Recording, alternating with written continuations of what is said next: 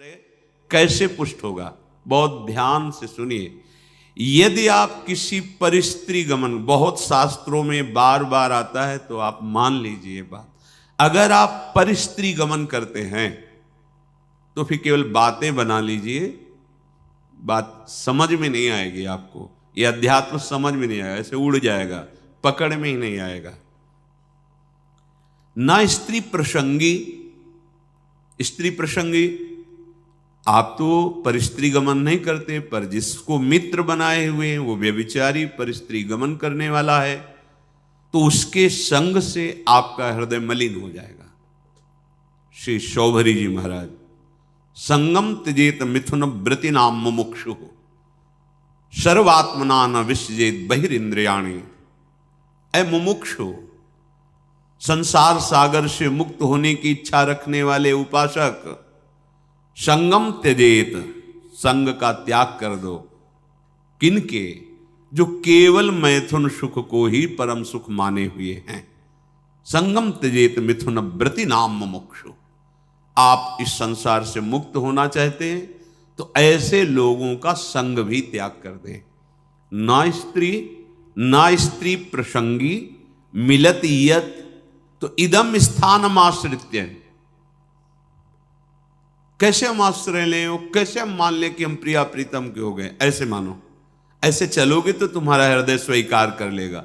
तुम अगर गंदे आचरण करोगे तो केवल बातें रहेंगी, हृदय स्वीकृत नहीं होगा प्रिया प्रीतम के चरणारविंद की शरणागति से, तो फिर निर्भय, निश्चिंतता, निशोकता आ ही नहीं सकती। अगर नहीं आ रही तो आप में कहीं ऐसी त्रुटियां हैं, उनको सुधारिए। श्रीपाद कह रहे हैं सर्वम द्वंद्वातीतोत्र। ये जो प्रिया प्रीतम के चरणारविंद की निश्चिंत बेपरवाह करने वाली स्थिति है, ये आती है द्वंद्वातीत होने पर। द्वंद्व, शत्रु मित्र, मान अपमान, निंदा स्तुति, हर्ष शोक, जय पराजय, ये सब द्वंद्व के अंतर्गत आते, जन्म मृत्यु आदि। अगर आप श्री वृंदावन का आश्रय लेकर ये सावधानी करते हैं कि अपने चित्त से चिंतन राधा राधा राधा, कोई पद गाए, वृंदावन की परिक्रमा का चिंतन, यमुना जी का चिंतन, सत्संग का चिंतन, रसिकों का चिंतन, यहाँ की किसी एक लता को अपने नेत्र में बैठा लो, रोज उसको प्रणाम करो, मन से आलिंगन करो, दर्शन करो, कहीं भी हो, एक लता आपको प्रिया प्रीतम की प्राप्ति करा देगी। वृंदावन की लता सम कोटि कल्प तरुणाई।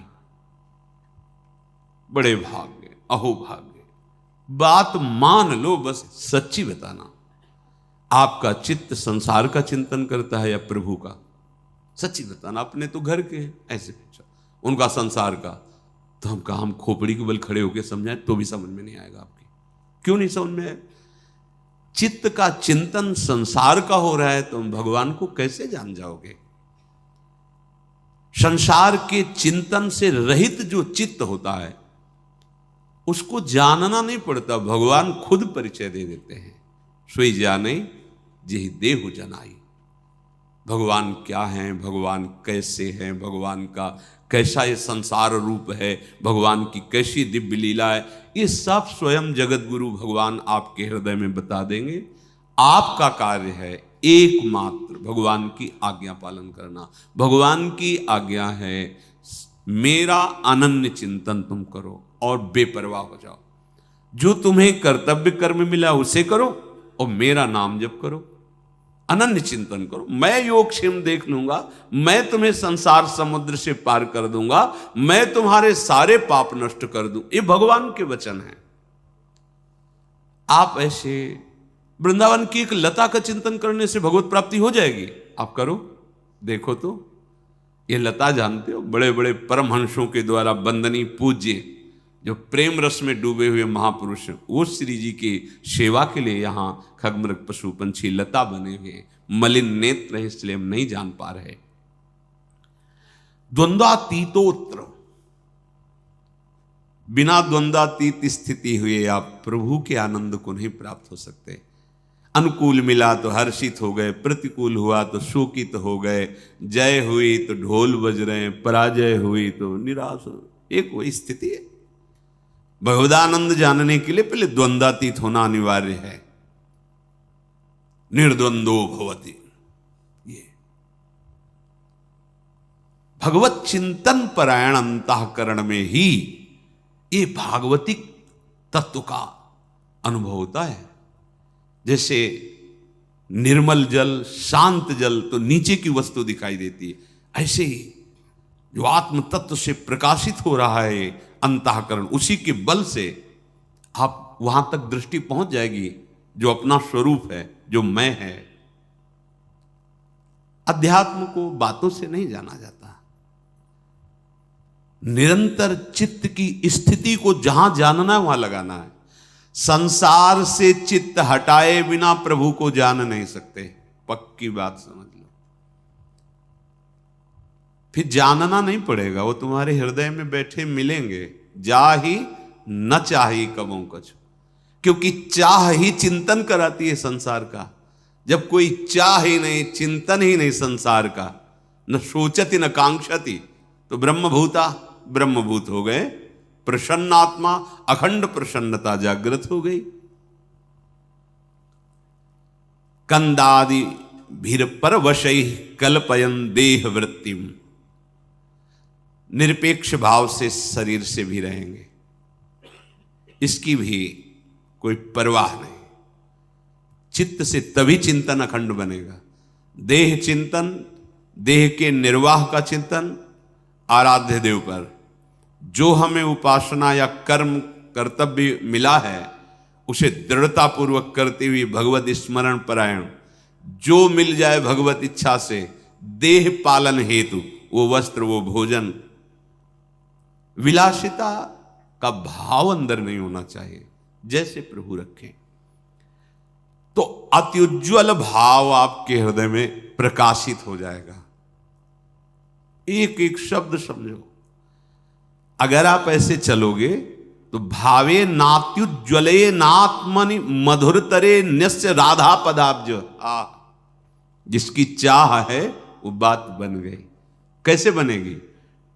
किसी भी स्त्री की तरफ काम भाव से मत देखो, चरणों की तरफ देखो, निकल जाओ। ज्यादा मनमानी करोगे तो ये जीवन व्यर्थ चला जाएगा। ऐसे लोगों की संगोष्ठी में मत बैठो जो वासना को जगाते हैं और वासना को बढ़ाते हैं। सीधा वृंदावन का आश्रय लेकर रसिकों की बताई पद्धति से उपासना, तो अपने आप द्वंद्वातीत होते चले जाएंगे। क्योंकि उपासना आपको सहनशीलता प्रदान करेगी। सहनशील व्यथित नहीं होता, बहुत संपत्ति आ जाए तो भी उदासीन रहता है। जाना है यार, कुछ नहीं जाएगा, क्यों फूल रहे हो, सब कुछ नष्ट हो गया, जाना है, क्यों शोक कर रहे हो, क्यों भूल रहे हो, अपने पास तो अक्षुण्ण संपत्ति है, अविनाशी सी श्यामा श्याम, क्यों शोक करते हो। यहां सब कुछ जाना है। इतना सुंदर विवेक रहता है कि वो सहनशील महात्मा द्वंद्वातीत हो जाता है। चाहे कोई गृहस्थ में हो चाहे विरक्त में हो, महात्मा एक स्थिति है का नाम है। जो महात्मा है वो एक स्थिति है, साधुता एक स्थिति का नाम है। जैसे प्रधानमंत्री एक पद है, ऐसे साधुता एक स्थिति का नाम है। वेश मात्र को नहीं, स्थिति जहां कहीं साधु का वर्णन होगा वहां लक्षणों का वर्णन, स्थिति का वर्णन पाया गया है। ये तो आचार्य परंपरा से वेश दिया गया है। वेश है, स्थिति नहीं तो अधूरा। बिन विवेक वैराग्य भक्ति बिन सत्य नये को मानो, भगवत विमुख कपट चतुराई सो पाखंड जानो, भगवत ऋषि जी महाराज कह रहे हैं। अगर वेश है और उद्देश्य भी पक्का है तो सोने में सुगंध मानो, फिर क्या कहना है। फिर तो सतरति सतरति सा लोकांतार्यति मम भक्ति युक्तो भुवनम पुनात, लोक के लोक पावन करने की सामर्थ्य महात्मा रखता है। हम देह को बहुत दुलार करते हैं, इसी के भरण पोषण में, इसी की चिंता में। देख लो, आप देखो, इसी की चिंता में, इसी के भोगों में, इसी के संग्रह में, तभी हम द्वंद्वों पर विजय प्राप्त नहीं कर पाते। यदि हम भगवत चिंतन परायण हों तो इतना सुंदर विवेक जागृत हो जाता है, हर द्वंद्व में वो सम रहता है, स्तुति में, प्रशंसा में, निंदा में, अपमान में, चाहे जैसी परिस्थिति हो, इतना सुंदर विवेक रहता है, वो अपने को बचा लेता है, उसमें फंसने नहीं देता। तो क्या स्थिति आती है? ऐसे उपासक बोले अत्युज्वल, मधुर से मधुर चित्त में श्री राधा चरणारविंद का प्रकाश, ये परम लाभ। यत पाद पद्म नक्षचंद्र मणिच्छटाया, ऐसी अद्भुत छटा प्रेम की विकलता आ जाए तो द्वंद्वम वृंदावनांतर्गमय दिन निशा नित्य तन्नाम जापी। आहा, श्रीपाद कह रहे हैं, यदि आप, अब देखो जो ऊपर बताया कि इस पर आपको सावधान रहना है, तो इस पर हमारे पास बल नहीं है कि हम रोक सके। तो कह रहे हैं नित्य निरंतर तन नाम, उनका नाम जप करो। किनका? जिनका वृंदावन है, राधा राधा राधा। द्वंद्वम वृंदावनांतरगमय दिन निशा नित्यम तन नाम जापी। क्या परेशानी? राधा राधा राधा राधा। ना तो पवित्रता पवित्रता का कोई, ना कोई ऐसा कि इस समय नहीं, इस समय हर समय। श्रीपाद के दिन निशा, रात दिन, नित्यम तन नाम जापी। जो तन नाम जापी है वो न स्त्री प्रसंगी मिलती, यद इदम स्थानमाश्रित सर्व। वो साध्य साधन से, वो काल के भय से, तीनों तापों के भय से, पाप पुण्य के बंधन से, हृदय के अंधकार का नाश करके दिव्य ज्ञान प्रकाशित, समस्त द्वंद्वों पर विजय, ये सब प्राप्त हो जाता है।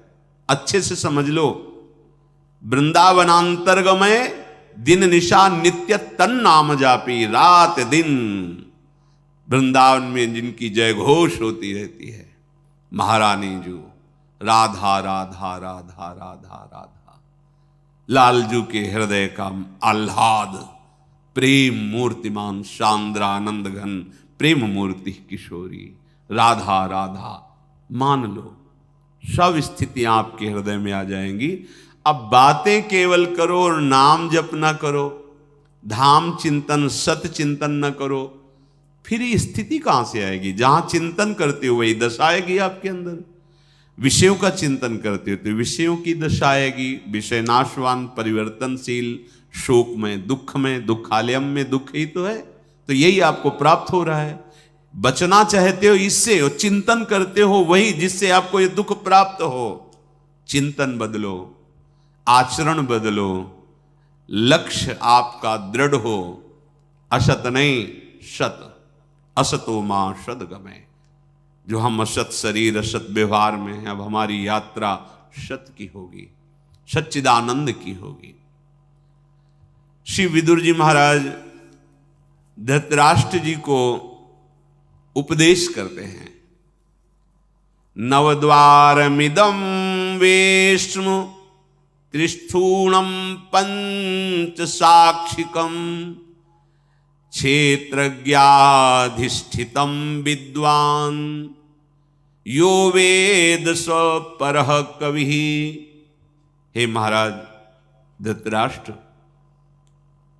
आंख, कान आदि ये 9 द्वार वाला जो देह है, शतोगुण रजोगुण तमोगुण रूपी खंभों से ये स्थित है, अर्थात त्रिगुण के द्वारा ही इसकी रचना हुई है। 5 ज्ञानेंद्रियां विषयों को भोगने वाली हैं, परिचय कराने वाली। आत्मा राजा की तरह विराजमान है। इस महल में 9 द्वार वाले राजा की तरह आत्मा विराजमान है। अब मंत्री बड़े बेईमान हो गए, गलत सलाह देने लगे। बुद्धि, मन, ये मंत्रणा का परिकर है।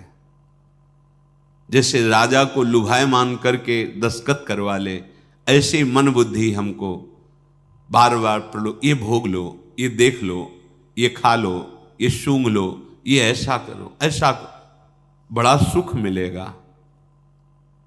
हम राजी होते चले गए और हम फंस गए। अब अपने आप से अपने आप का उद्धार करो, भगवान जो कह रहे हैं। अब होश में हो जाओ, तुम्हारे सलाहकार गलत हैं। जांच कैसे करें?